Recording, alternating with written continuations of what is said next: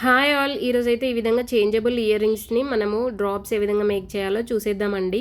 So, first అయితే ఇందుకోసం కొత్తిమీర తీసుకొని దాన్ని ఈ విధంగా మిడిల్‌లో కట్ చేసుకొని మనకు కావాల్సిన పర్ల్‌కి కానీ, డ్రాప్‌కి కానీ ఈ విధంగా పెట్టేసుకొని లూప్ ఫార్మ్ చేసుకొని ఆ లూప్ చుట్టూ ఈ వైర్‌ని అయితే మనము టర్న్ చేసేసుకోవాలండి.